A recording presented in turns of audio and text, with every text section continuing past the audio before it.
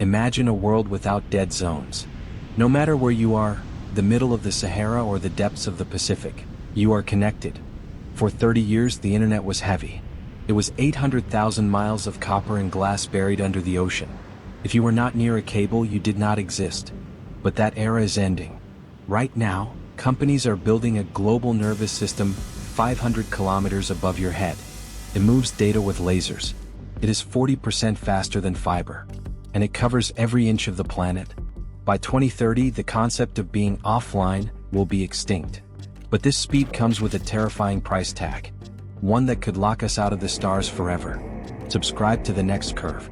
We track the technology that defines your future. Let's look at the physics of the sky. Most people do not realize that light slows down when it hits glass.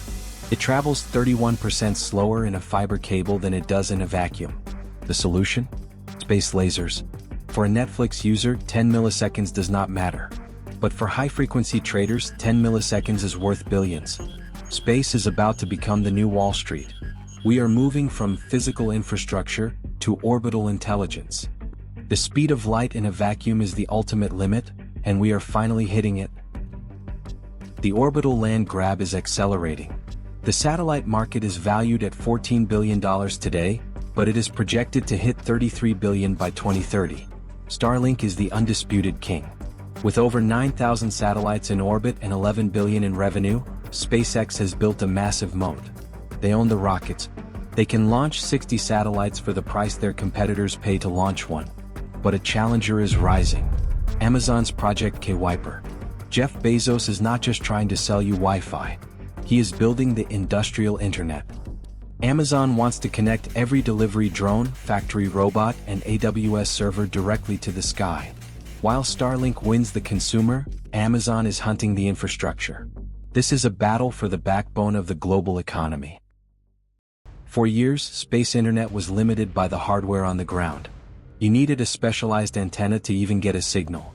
But we have reached the breakthrough. Now, the satellites work with the phone already in your pocket. Through massive direct-to-cell partnerships, the sky is becoming the world's largest cell tower. Imagine being shipwrecked in the middle of the Pacific or hiking the highest peaks of the Himalayas. You pull out your smartphone. You have signal. Dead zones are now a relic of history. Every square inch of the planet is becoming one seamless coverage zone. You are no longer just a resident of a city or a country. You are a node in a global orbital network that never sleeps. The concept of being disconnected is officially dead. This sounds like a utopia. But there is a dark side that nobody likes to talk about. We are currently tracking 130 million pieces of debris in orbit. In late 2025, we reached a terrifying milestone. A close approach, where objects pass within 1 kilometer of each other, now happens every 36 seconds. This is the Kessler Syndrome. If two of these megaconstellations collide, they create a shotgun blast of shrapnel traveling at hypersonic speeds. We are not just launching internet. We are launching potential shrapnel. If the chain reaction begins, it could build a cage of debris that traps us on Earth for 100 years. No Mars missions. No moon bases. Just us and our fast Wi-Fi in a planetary prison. The orbital land grab has consequences, but it also creates opportunity. We are seeing the rise of space janitors.